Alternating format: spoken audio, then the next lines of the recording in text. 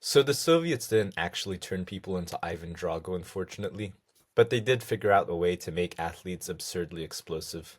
And that was by manipulating the stretch shortening cycle in your muscles and tendons. I know that might sound really complicated, but it's actually super simple once you understand it.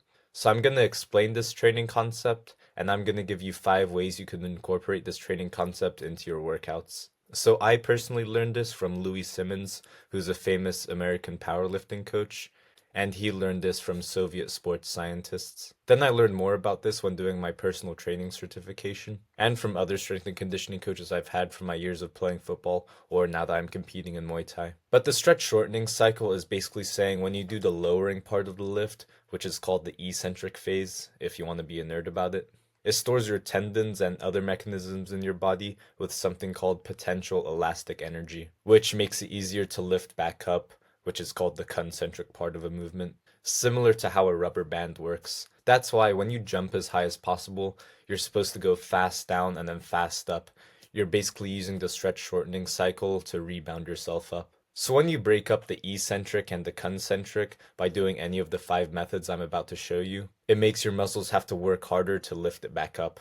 And there's a bunch of pros to this. One being that it makes your muscles have to work in a unique way that will help with your starting strength because, as we know in sports, you don't always get to load up. And it helps you build better control since you won't be able to just dive bomb the weight and rely on the stretch shortening cycle to help lift the weight back up. So if you train in the methods I'm about to show you, it will make it much easier when you are able to use the stretch shortening cycle to also help lift the weights back up. Another benefit is it uses less weight, which is great if you're lifting one day but you have to do a Muay Thai practice the next day, since you won't be as sore. And also, since you're using less weight, it's a little bit less dangerous too. Of course, though, there always is a little bit of danger every single time you're in a weight room. So here are 5 exercises that I really like that incorporate this training method that you can now use in your strength and conditioning.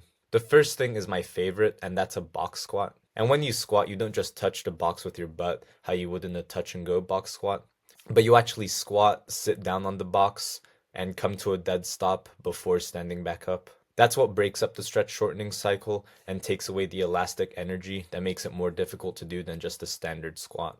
And another thing is you can naturally mix up the box heights. So sometimes go with your thighs past parallel, like on a low box squat, sometimes make it go parallel, and sometimes even above parallel. I could talk about the benefits of doing this in another video. The next thing is a seated box jump, basically the same thing as a box squat, but you're jumping instead of squatting. And you could do this by going into a high jump, or you could do this going into a box jump, or even a broad jump. And I'm going to put a lot of videos of me doing this exercise because it's something I used to do a lot. But something I'm doing that's really bad is doing a hard landing, which absolutely annihilates the ligaments and tendons in your knees. So when you do a jump of any kind, make sure you land very softly, so kind of go with the momentum. A great technical cue is that when you land from a jump of any kind, you should do it in a way that makes it quiet. The third exercise is a concentric squat, which is where you put the bar on the lower pins and just get underneath it and squat it up. Like the box squat, you actually need to let the bar sit on the pins for a moment. I have a video that I'm going to show of me doing it wrong, where instead I just do a touch and go instead of letting it sit on the bar.